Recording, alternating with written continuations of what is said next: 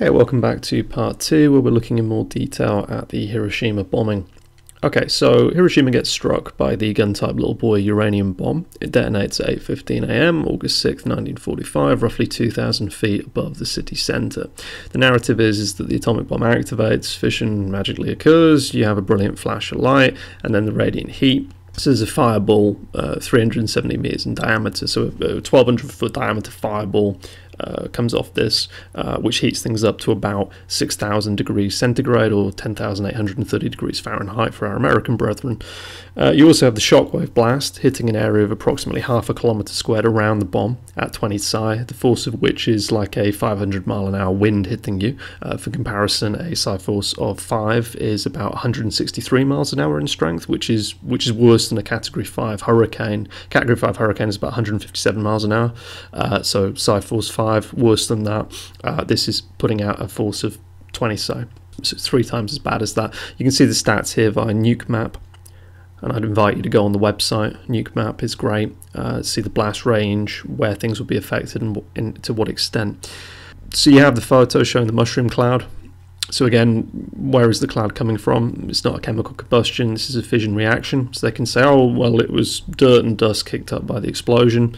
So you look at the photos of ground zero directly under the bomb going off, which is just next to the Y-shaped junction you can see in this photo by the bridge going over the river.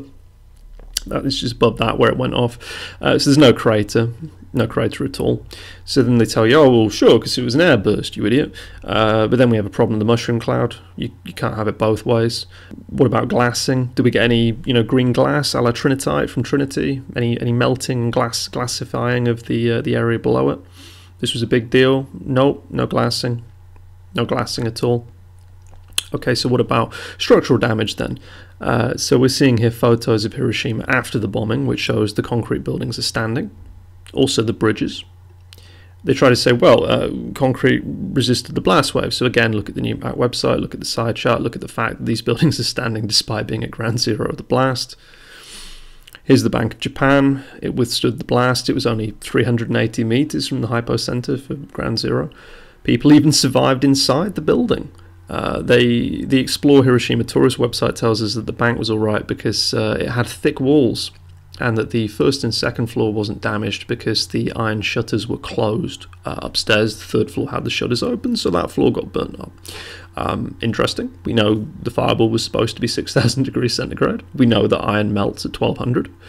We know that the water vapor in concrete evaporates and cracks and damages the material when exposed to high heat above 1,000 degrees or so. Just Google it. Eventually, at a high enough heat, concrete it fractures, it explodes because of the pressure of the water vapor inside of it.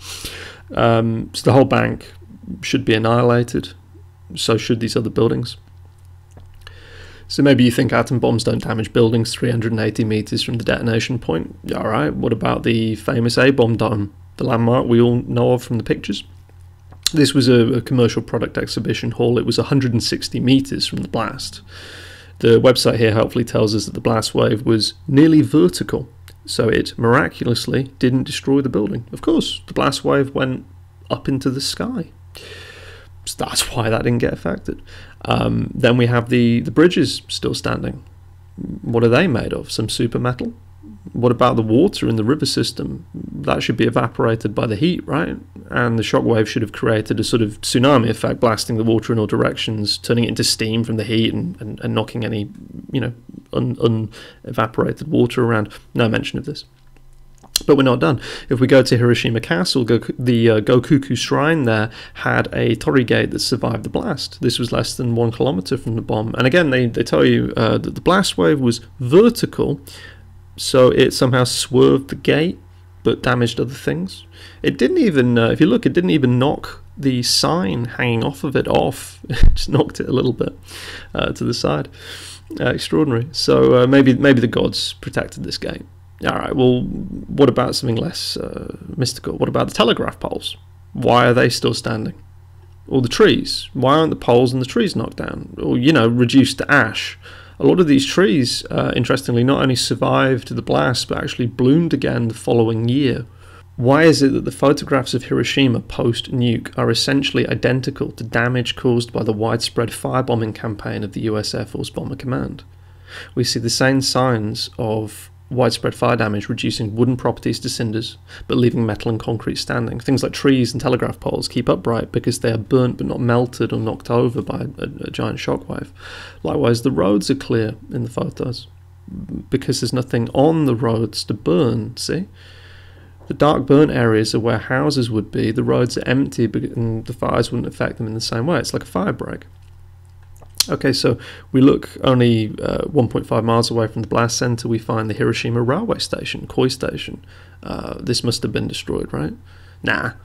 Here's a photo taken a day or two later. No damage. They tell you that 20 or 30 employees of the railway company crept out of the wreckage, whatever that means. They survived. They were fine. They were so fine that everything was operating as normal in 48 hours. So in 2 days, the railway was functioning again. Because obviously no significant track damage, no damage to the railway cars and things. It was all fine, so they could just keep going. They even got the tram lines working. Yep, the trams were back too in a day or so.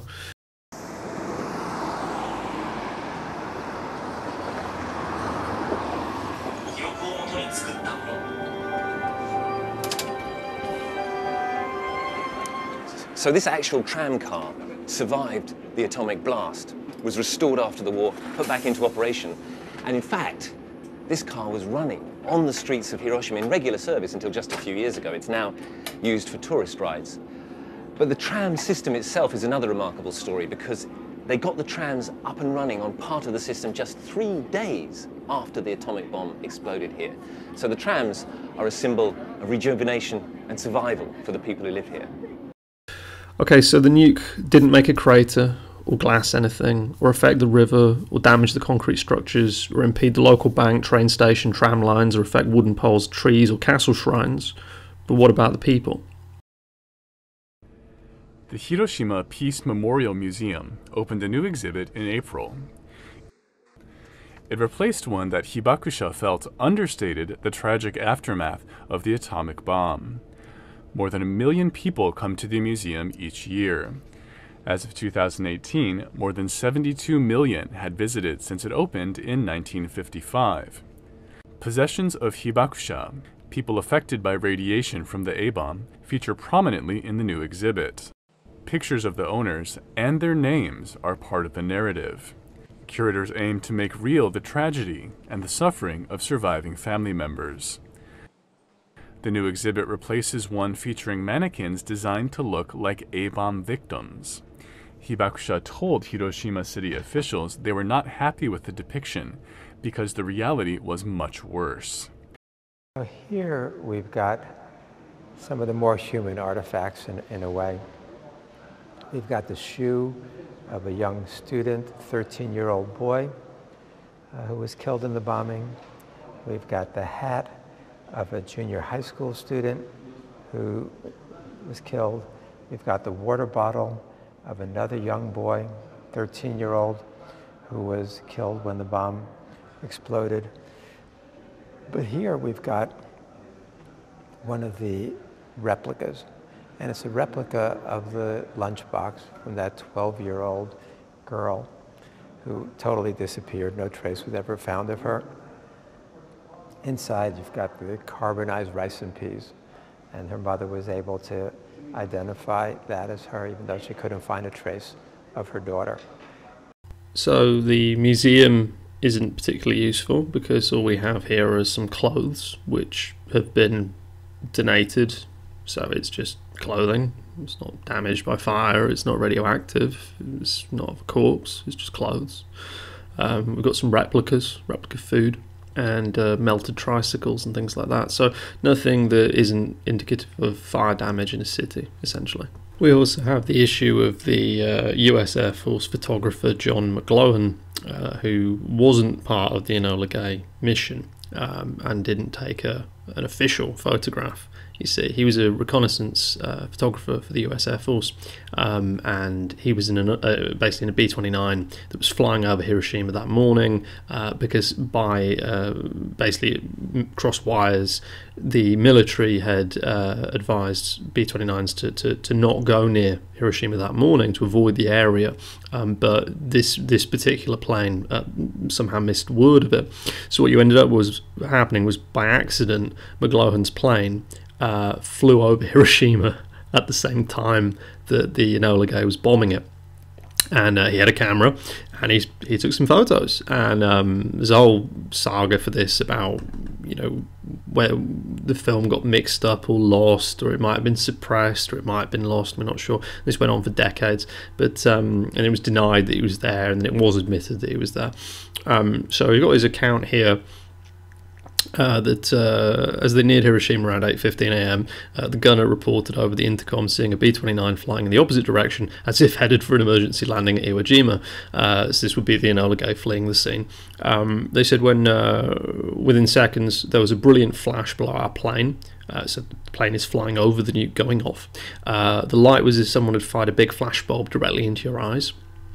We assumed the bomber had salvoed his bomb load and managed to get a good hit on an ammunition dump or an oil tank or something. So he turned his camera on and he took some photos. So we can see here one of the images he took. So this is, apparently taken over the detonation of the Little Boy bomb. It's interesting from looking at it. You can see there's cloud, but it looks to be more like a fire. There's dirt and there's smoke. You can also see the where the bridge is, the Y-shaped delta in the river. It looks to be some distance away from there. It's not. It doesn't look like there's a wide-ranging fire coming off from the bomb. It looks like the city's already been devastated. You can already see the sort of the burnt-out, blackened parts of the streets where the residential buildings are burnt down in the upper right corner of the photo, and then you have the photo here he took slightly later, which has more cloud, well, not cloud cover, sorry, smoke cover, going down towards the docks at the south end of the city. So that's the water line and the docks there in this photo. What should have happened, obviously, is that his plane and all the men on board should have been destroyed by the shockwave. So that doesn't make much sense. The McLuhan flight directly contradicts the statements of the Enola Gay crew and the general narrative. Because he was there, we have the photos, we know it happened, but it completely contradicts the narrative. So this is a very interesting thing, the McLuhan photos and the fact that his plane ended up being in the wrong place at the wrong time, which disproved the lie of Hiroshima being hit by a nuclear weapon. Also with the second photo, if you had incendiary bombardment, which is what I think happened in Hiroshima, then the incendiary bombardment would create smoke along and up to the water line. So like we can see here in this photo, the incendiary bombardment will go out towards the docks, but obviously it won't burn on the water. There's an example photograph here of incendiary bombing in Kobe, which again has that similar effect of smoke up to the docks. So then we have this photo, which is supposed to show the Little Boy mushroom cloud. This is credited to a photographer, Matsushiga Tatuso. Now the idea was he was at home in a district on the outskirts of Hiroshima when the atomic bomb exploded. When he saw the flash, he grabbed his camera, dashed outside, and witnessed the orange fireball rise rapidly into the sky, leaving a trail. And we have this photo taken. Now the idea is he was several miles away from the blast, supposed to be about 7 kilometers away. However, the angle of the smoke column in relation to the trees and the house, to see it rising up, this is literally just a few minutes after the bomb's gone off, would require him to be significantly closer than that for this to be valid based on the location he gave. So if this is supposed to be the Little Boy bomb cloud rising, this man and the surrounding area should have been devastated by that shockwave. So that's very unusual. The most logical reading of this is that it is a photo taken from Hiroshima, however it's of a incendiary bombardment, and then you would have a burning, combusting cloud, and it would be lot smaller, so he could be a lot closer to it to get that angle without being destroyed by the atomic wind shockwave damage. So then the US Air Force provided us with this image, which is sort of a collage of aerial surveillance photos they did in sections looking at Hiroshima. This is before, and then here is after. Now, they released this as a kind of way of saying, look, we devastated the area with the atomic bomb. Oh, look at this. It's a bit unclear though, because if you look at the first photo to the second photo, all they've actually done is they've just whited out sections of the ground. I think what you're meant to get tricked by is you're meant to look at this and go, oh my god, there's nothing left. It's just like a bleached field. It's completely flattened. But we know that wasn't the case, because obviously there's roads, there's still standing buildings, trains are still running, banks still operating. So yeah, all they've done is they've kind of whited out the map. They've also screwed up a bit, because if you compare it to the other documents they've released, which show the range of where the fire damage was, the fire doesn't extend as far as this image makes out it should. So they've even got, the docks are whited out. This doesn't really tie in. Again, you should have a sort of a bold spot, a crater spot, where the bomb hit and everything was completely vaporized, and then you should show gradually lessening damage as you go out from that blast point. Instead, they've just kind of whited out the whole city. This is more indicative of saturation incendiary bombardment, which is what they've done everywhere else. And again, so the photographs they're showing us to try and argue that the bomb annihilated the city, it's been, again, it's just messing us about. They just used a lot of whiteout, the gamma of the image they've just affected artificially, and that's why it's affected the whole image in a way that goes against what should have been affected by the fire, by their own admission and by their own other documentation. Okay, so then you've got the statement from Brigadier General Crawford F. Sams, who is the Chief of Public Health in the Welfare Section of General Headquarters, Supreme Allied Powers, from the 2nd of October 1945 until June 1951. Now, he was deployed to the area as part of the American involvement in Japan after the surrender. And he was obviously dealing with things from a public health angle. I'm going to read his quote in full because I think it's really interesting. So he said, "Nothing could be established in Japan by any agency from the United States without permission. The Manhattan Project was very interested in assessing the damage done by the atomic bomb, and so other agencies were. The Public Health Service sent over a mission, the Navy sent over people. I had a dozen different groups of medical people in, wanting to know about the effects of the atomic bomb, which was under my control. I had taken the first group down on the 2nd of September, or the 3rd, sorry, into Hiroshima. I sent down 6 plane loads and went down to introduce some of our medical people. When I was first in Hiroshima and landed this group, I got on the radio and some professor from Columbia was saying anybody who got into Hiroshima in the next 50 years would die of radiation, and we get this nonsense all the time.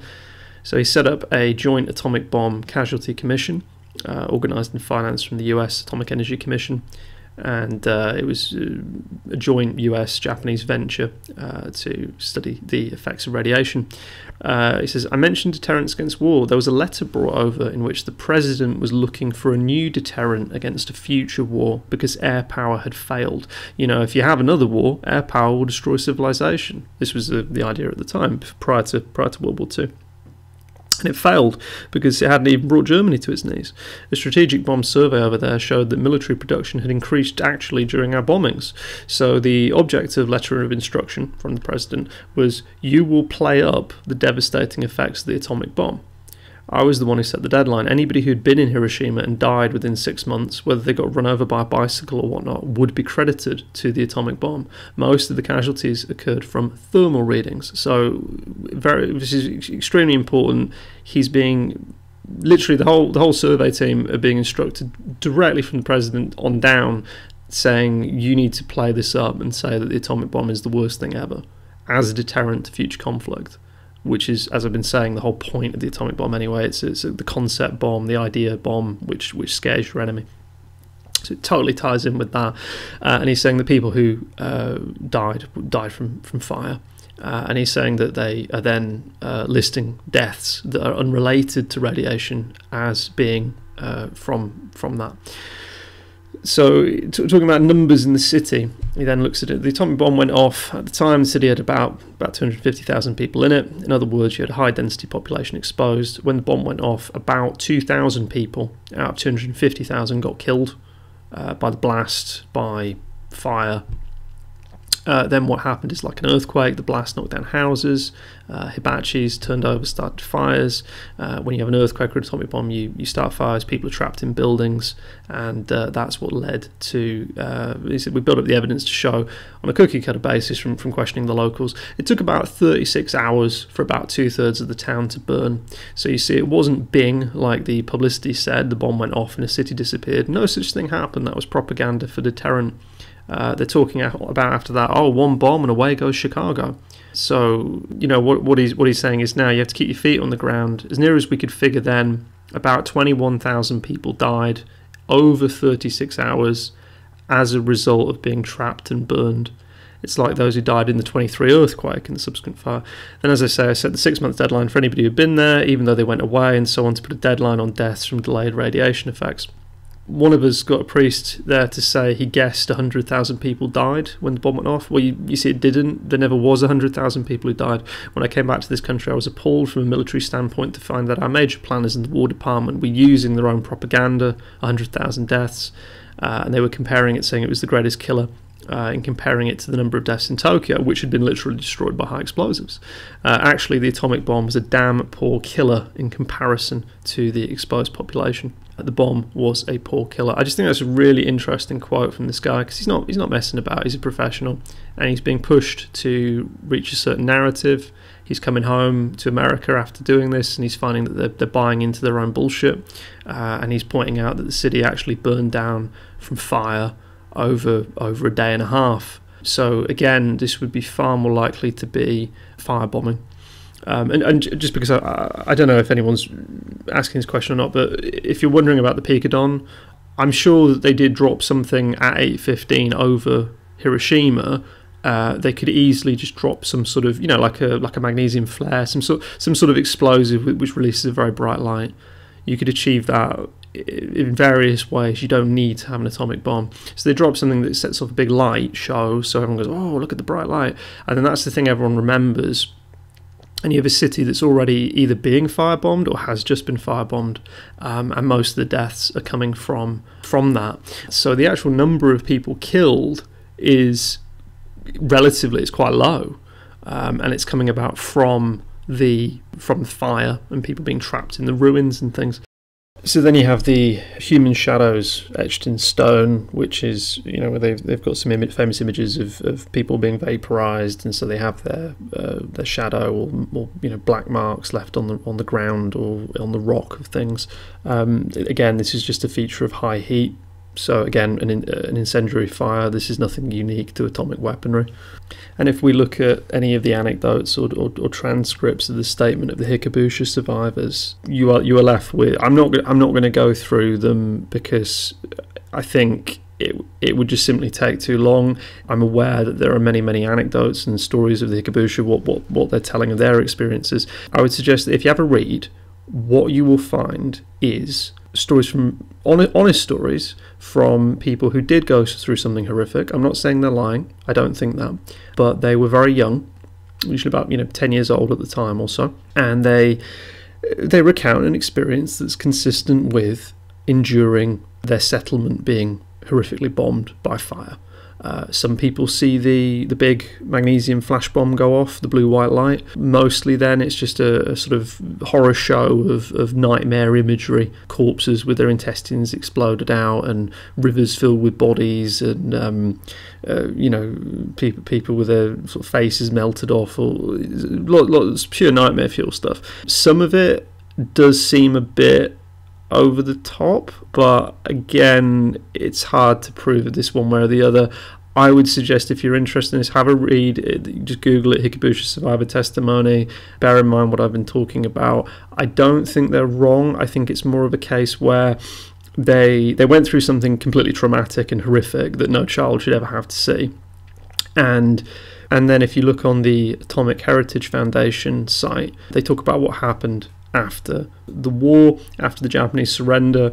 General Douglas MacArthur, who's in charge of essentially taking over and running Japan after that point, he issued an occupation press code restricting Japanese journalists from reporting on anything related to the bombings or radiation, and limiting foreign journalists. So everything that was going on to do with the bombs in Hiroshima and Nagasaki was then completely dominated and restricted and controlled by the US military. They're totally watertight. The Hikabushi were limited by their own self-censorship because they felt shame from their injuries and illness. A lot of these people had suffered horrific burns. There is some indication that there could be radiation poisoning, but as we know from the Crawford statement earlier, this was over-amplified deliberately because, again, the military wanted to promote this as a horrific new weapon.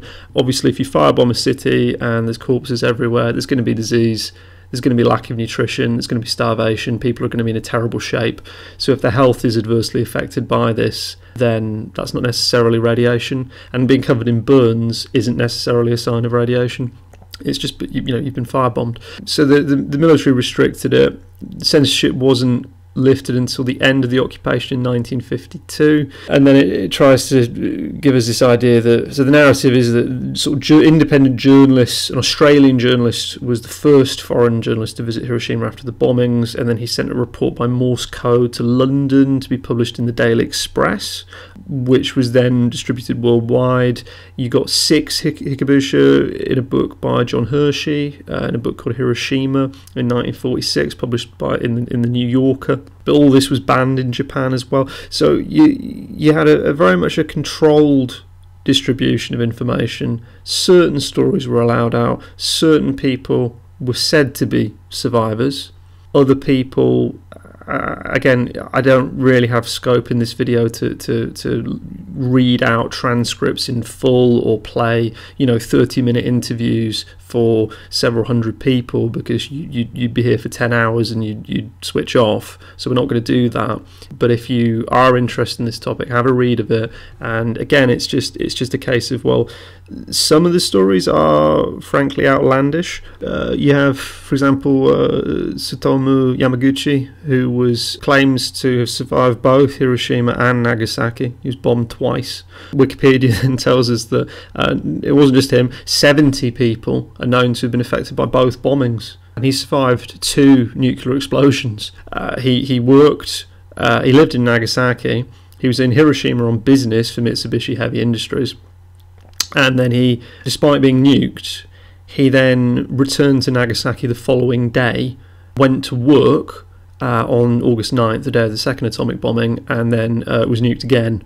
And nobody believed him that the first city had been destroyed by a nuclear bomb, which is interesting, because they probably already knew that Hiroshima had been firebombed repeatedly, and that's why it wasn't making sense to them. Then Nagasaki gets destroyed as well.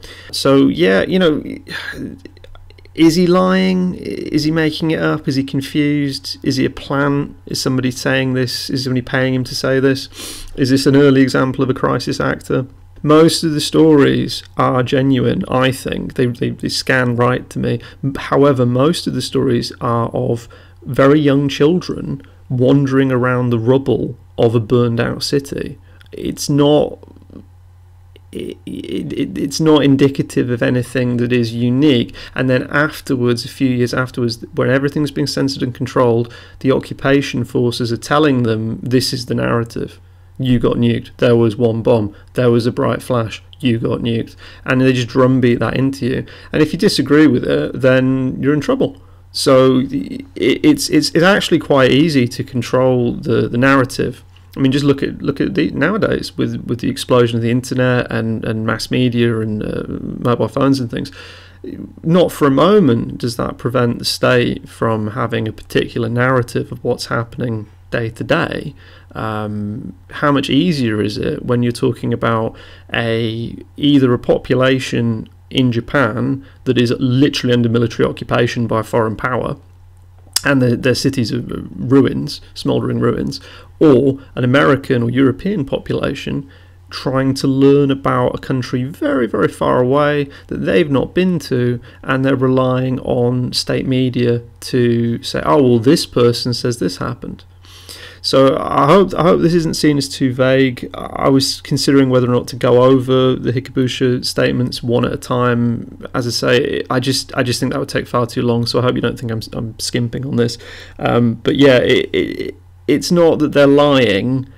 Some of them seem rather unlikely, like Tsutomu Yamaguchi. However, again, the majority of it seems authentic. It's about people being firebombed and seeing horrific shit at the time and being very upset. So I'm not. What I don't want is for people to get the wrong end of the stick with this and say that, oh well, what a bastard. He thinks that Hiroshima and Nagasaki didn't happen. Nobody got hurt. Japanese didn't suffer. That's really not the case at all. I'm completely convinced that the Japanese were horrifically firebombed into oblivion, and ordinary people on the ground would have suffered terribly as a result.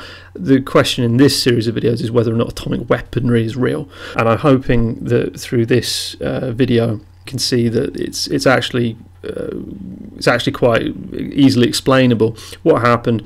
They basically sent over a bunch of B-29 bombers, firebombed the cities. They had the Enola Gay fly over maybe the next day, something like that, and drop a big magnesium flash bomb. Then the photo evidence shows there was no nuclear explosion. The other evidence shows there was no nuclear explosion. And then the city was in ruins, but it was burned, and then it was able to get back on its feet. And that's why you're not seeing, long-term radiation damage issues to the plant life, for example. That's why the city is completely habitable. That's why a lot of what's shown as radiation damage is basically burns. And yeah, it was all very easily controlled by the US media. In regards to Nagasaki, I don't need to do a big in-depth video on Nagasaki because it's basically the same thing. You've got Boxcar dropping Fat Man over the city on August 9th. Now, the main point I want to make with this is pretty much the same story again. There's no crater. The city was clearly a target by Bomber Command and shouldn't have been left unscathed. And ultimately, the area that was struck by the Fat Man bomb was not the city centre anyway. Fat Man detonated in the Urakami Valley in the north of the city. So Nagasaki's basically a kind of a north-south stretched city with a mountain valley to the north. This was where the arsenal of Nagasaki was, the military arsenal. It was also interestingly, it was the Mitsubishi Urakami Ordnance Works was the factory that manufactured the same torpedoes used in the attack on Pearl Harbor, which would make it a hugely important target to the Air Force as something to destroy in their vengeance quest. It was the place of the Mitsubishi Steel and Arm Works and the Nagasaki Arsenal in the north. So the area that was damaged most severely by Fat Man was in fact the arms production plants in the Urakami Valley, and they say, oh, well, the Fat Man was a more powerful bomb, but the fact that it was done in this mountain valley kind of separated from the rest of the city massively reduced the damage done to Nagasaki proper. So this is all very straightforward. Obviously, the Bomber Command would have been bombing the arms manufacturing depot of the major military target that was Nagasaki. They then retroactively, after the takeover of Japan, they go, "Oh yeah, that was one of our super bombs." Again, it's not difficult, and when you completely control the press, you completely control the politics of the country, then that's you're going to be able to shape the narrative how you want with that. If anyone's wondering why would the Japanese government go along with this, I think there's several reasons. One is that they've been defeated militarily and they don't want to get shot. Another motivation would be that the Soviet Union was declaring war on Japan at this time. The Soviet Union was going to plough in from the northwest and take not just Manchuria but also Japan as well. If you're looking at it from the position of the emperor, if the Americans win, if you surrender to the Americans, because you can't win the war militarily, you can't beat the Americans, and you definitely can't beat the Soviets, let alone both. You are going to lose here. If you allow the Americans to take over, at the very least, you can stay in power. You'll be a figurehead, but you'll be allowed to keep your palace and your wealth. If the Soviet Union take over, the communists don't have a particularly great track record with sun kings, god kings, or monarchies of any sort. Look at the Romanovs. So Hirohito is going to be there, and his council is going to be there thinking, oh my god, if the Soviets take over, they're going to execute the lot of us. It's going to be a Romanov thing again. If the Americans take us over, and we go along with whatever bullshit they give us as a legal clause, you know, hey, by the way, when in specific relation to these two cities, this was an atomic bomb. Just so you know, you need to agree with that. Don't give us any static on it. They're not going to disagree with that. And then you have an East Asian hierarchical society. People are very conformist. They follow chain of command. You've got the chain of command intact with the emperor on down. The US military take over, the complete press censorship, and they go along with it. So it's not particularly difficult to understand that. I think maybe it's the lack of awareness of the Soviet invasion that was impending. But yeah, tactically, it was the most sensible thing for the Japanese emperor to do. Essentially, then they had him over a barrel. They could get him to say whatever he wanted. They could say the moon was, we order you to dance on one leg. He'd do it. He's not going to refuse, because he wants to, at the end of the day, he wants to keep his palace, he wants to keep his harem, he wants to keep his wealth, just like any monarch or little tyrant. So I think this covers both Hiroshima and Nagasaki to a reasonable level of detail. If you are interested in learning more about this, I would strongly recommend a book called Death Object, Exploding the Nuclear Weapons Hoax, by a writer called Akio Nakatani. You can buy it online through Amazon. You may be able to get a free copy if you're naughty and know how to use torrents. But it's a great book, well worth the read. I've read it, and it's brilliant, very, very useful. It goes into far more detail than I can cover in the scope of the videos. I'm aware that this video is horrifically bloated, and you're probably quite bored of it now. But I feel like I've absolutely kicked the shit out of the whole concept of Hiroshima, Nagasaki, the nuclear bombing of Japan. I'm If anyone's watching this now and going, oh no, it was a nuclear bomb, I don't really know what to say to you. There's more that I could go into, but I feel like I've covered it in depth. I can't talk about this endlessly. I know that the next logical thing that your brain will do is it will then go, okay, yeah, but what about all the other countries with the nukes? So, you know, Britain, Pakistan, China, Russia, what about them with the nukes? So I'll see if I can have a retort to that in a next video, but for now, yeah, I think I've kind of done this to death.